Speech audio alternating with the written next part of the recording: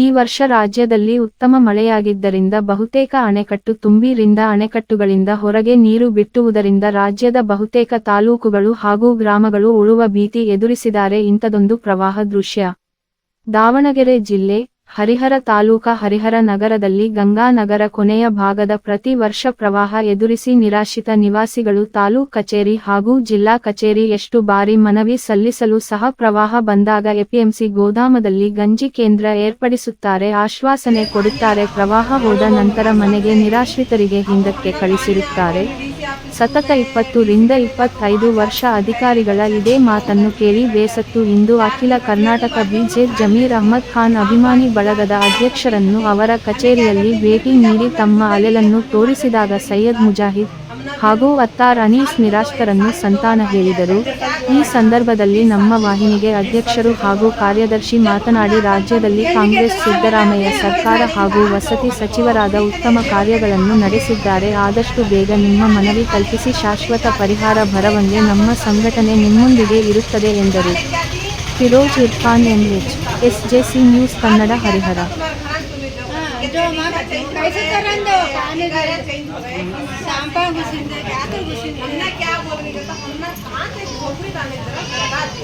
Photo देख रही हमारे कर्नाटक के मिनिस्टर जमीर अहमद खान, अल्लाह उनको अच्छा रखे और दुआ करो, इंशाल्लाह हमें उम्मीद है और हमारे कांग्रेस के सीएम कौन सिद्धरामैया जमीर अहमद साहब सिद्धरामैया रहे तक इंशाल्लाह हमने उम्मीद रहता तुम्हारे गरीबों का क्या भी बर्दाश्त नहीं होगा। इतने साल क्या क्या हुआ हमको, अब हमें क्या करेंगे, जमीर अहमद साहब को एक सिद्धरामैया की रिक्वेस्ट क्या हमारी कर बोले तो इनका हक उनको मिला है।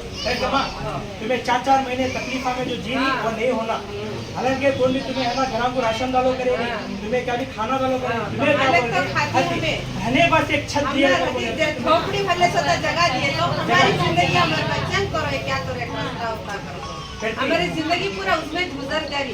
पानी आया तो जाना फिर आना, क्या करता हमने बेजार रख छोड़े, जिंदगी बेजार रख छोड़े। नहीं तो उन्होंने भी आने का छोड़ रहे नहीं, बुला ले जाती गंज के तरफ जरा दवा दिए तो हमें पूरे मार्केट जाते आने की जरूरत ही नहीं है। उन्होंने भी आने का ना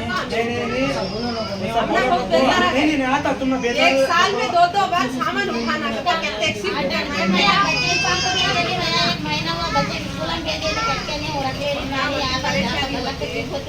हमने कोई भी पूछने वाला नहीं है कि वो आती है अधिकारी गाड़ियाँ खड़ा करके देती करती छोड़ चले जाए। हमने को क्या है उन्होंने अल्लाह के देगा दिए तो उनकी जिंदगी भर याद करके उनको हमें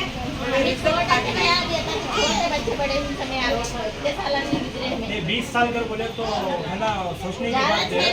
नॉर्मली नॉर्मल देख रहा ना नॉर्मल बारिश आ रहा कर बोले तो वहाँ से 2 किलोमीटर जाने बारिश में नहीं होता होता, रात में बारिश में सोना, दिन बारिश में सोना, करना क्या इंशाल्लाह तुम्हारा होगा इंशाल्लाह। हमारी कोशिश है, हमें क्या है तो बेंगलुरु को जाती हमारे वास्ते जब हम बेंगलुरु को जाती जमीर अहमद साहब को रिक्वेस्ट करती, जमीर अहमद साहब सीएम साहब से रिक्वेस्ट कर तो तुम्हारे वास्ते क्या होता है इंशाल्लाह मैं करने की कोशिश करती। टेंशन लेना को जरा कन्नड़ा में करो। मैं ये जो लेटर है ये तुम्हें सीधा है ना हमारे कर्नाटक के मिनिस्टर जो खाली सिद्धरामैया गवर्नमेंट में जमीन के मिनिस्टर घरा बना के मिनिस्टर इनको तुम्हें क्या रिक्वेस्ट कर लेने का बोले तो ಗಂಗಾನಗರದ ಕೊನೆಯ ಭಾಗದ ನಿರಾಶ್ರಿತರ ಮನವಿ ಈ ಮೇಲಿನ ವಿಷಯಕ್ಕೆ ಸಂಬಂಧಿಸಿದಂತೆ ನಾವುಗಳೆಲ್ಲ ನಿಮಗೆ ತಿಳಿಯಪಡಿಸುವುದೇನೆಂದರೆ ಗಂಗಾನಗರದ ಕೊನೆಯ ಭಾಗದ 25 ರಿಂದ 30 ಮನೆಗಳಲ್ಲಿ ವಾಸ ಮಾಡುತ್ತಿದ್ದೇವೆ.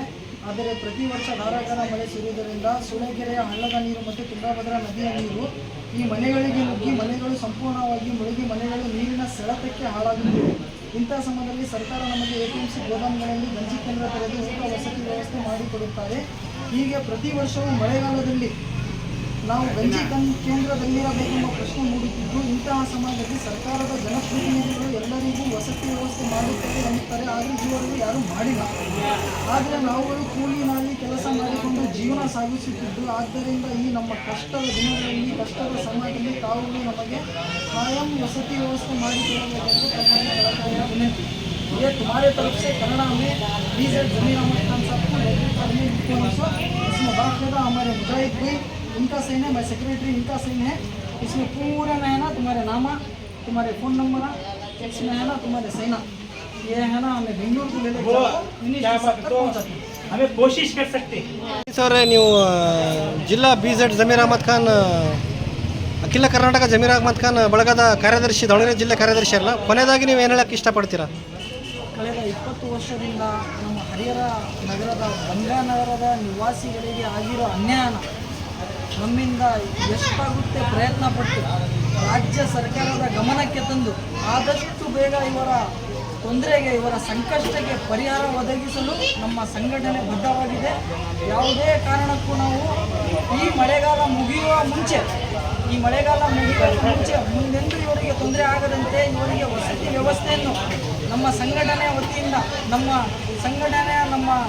ಸಚಿವರಾದ ಸನ್ಮಾನ್ಯ ಶ್ರೀ BZ ಜಮೀರ್ ಅಹಮದ್ ಖಾನ್ ಅವರಿಗೆ ಈ ಮನವಿಯನ್ನು ಸಲ್ಲಿಸಿ ಆದಷ್ಟು ಬೇಗ ಈ ಸಂಕಷ್ಟದಲ್ಲಿರುವ ಜನರಿಗೆ ಅವರ ತೊಂದರೆಯನ್ನು ನೀಗಿಸುವಂತಹ ಕೆಲಸ ನಾವು ಮಾಡಿಕೊಡ್ತೀವಿ ನಮ್ಮ ಸಂಘಟನೆಯಿಂದ ಹೇಳ್ತೀವಿ.